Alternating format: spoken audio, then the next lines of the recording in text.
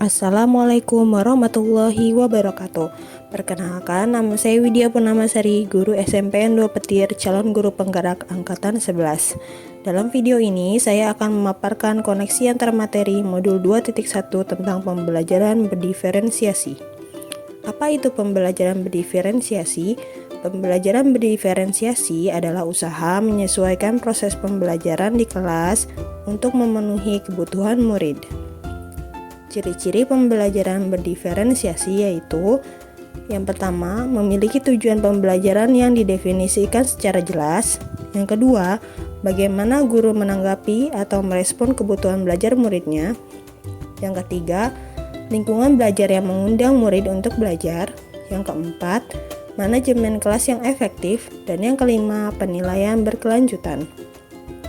3 aspek dalam memetakan kebutuhan murid. Yang pertama yaitu kesiapan belajar, yang kedua minat murid, yang ketiga profil belajar murid. Kesiapan belajar atau readiness adalah kapasitas atau kesiapan murid untuk mempelajari materi baru. Kesiapan ini terkait dengan berbagai hal, diantaranya pengetahuan, konsep, dan keterampilan awal yang saat ini dikuasai oleh murid. Miskonsepsi, tingkat perkembangan kognitif, afektif, dan fisik, keterampilan berpikir, dan sebagainya. Yang kedua yaitu minat. Minat adalah suatu keadaan mental yang menghasilkan respon terarah kepada suatu situasi atau objek tertentu yang menyenangkan dan memberikan kepuasan diri. Terdapat 2 jenis minat, yaitu minat situasional dan minat individual.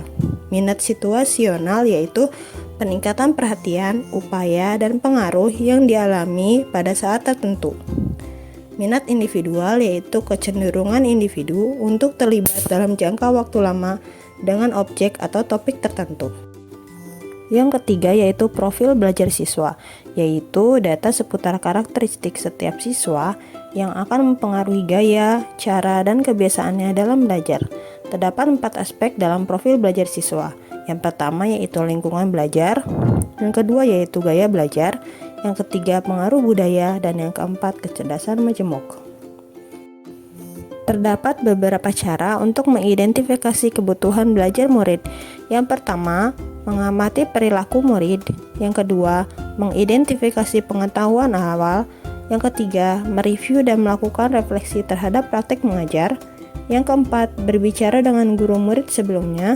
Yang kelima, membaca rapor murid di kelas sebelumnya. Yang keenam, menggunakan berbagai penilaian formatif dan diagnostik.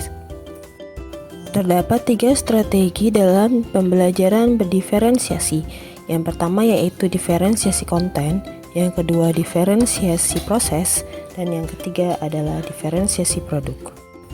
Diferensiasi konten yaitu strategi membedakan pengorganisasian dan format penyampaian konten. Konten adalah apa yang kita ajarkan seperti materi, konsep, atau keterampilan yang perlu dipelajari. Diferensiasi proses yaitu strategi membedakan proses yang harus dijalani oleh murid yang dapat memungkinkan mereka untuk berlatih dan memahami konten. Diferensiasi produk yaitu strategi membedakan produk hasil belajar murid, hasil latihan, penerapan, dan pengembangan apa yang telah dipelajari.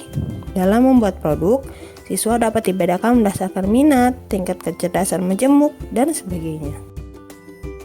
Beberapa lingkungan belajar yang mendukung pembelajaran diferensiasi. Yang pertama, iklim pembelajaran yang positif. Yang kedua, saling menghargai. Yang ketiga, murid merasa nyaman. Yang keempat, ada harapan untuk tumbuh. Yang kelima, terdapat keadilan dalam bentuk nyata. Yang keenam, guru mengajar untuk mencapai kesuksesan. Yang ketujuh, guru dan murid berkolaborasi untuk pertumbuhan dan kesuksesan bersama.